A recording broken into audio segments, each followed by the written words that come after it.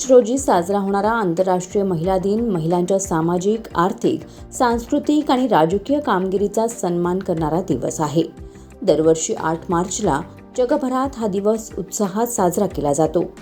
हा दिवस केवळ शुभेच्छा देण्याचा नसून महिलांच्या हक्कांसाठी संघर्षाचे आणि लैंगिक समानतेचे स्मरण करून देणारा दिवस आहे.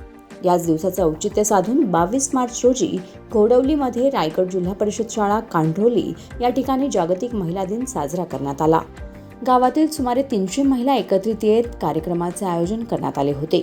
तर यामध्ये महिलांच्या कलागुणांना वाव मिळण्यासाठी सांस्कृतिक कार्यक्रमाचे आयोजन करण्यात आले असून यामध्ये मनोरंजनात्मक खेळ, संगीत खुर्ची, प्रश्नमंजुषा, खेळ पैठणीचा, कौशल्य व प्रेरणा कार्यक्रम, रांगोळी स्पर्धा, विषय भारतीय संस्कृती व कला, विशेष आकर्षण लकी ड्रॉ, मराठमोळी पारंपरिक वेशभूषा व प्रत्येक सहभागी महिलांना छोटंसं गिफ्ट देत हा कार्यक्रम संपन्न झाला.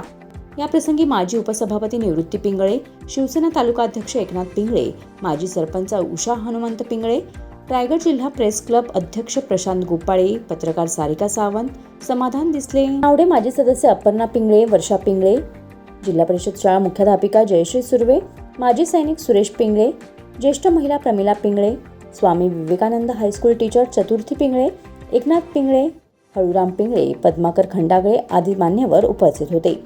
तर कार्यक्रमाचे सूत्रसंचालन अनिल पिंगळे, प्रिशा पालांडे, दीप्ती फराट यांनी केले.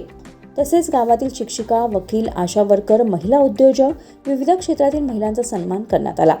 यावेळी बचत गटातील महिलांनी सांस्कृतिक कार्यक्रमामध्ये सहभाग घेतला होता.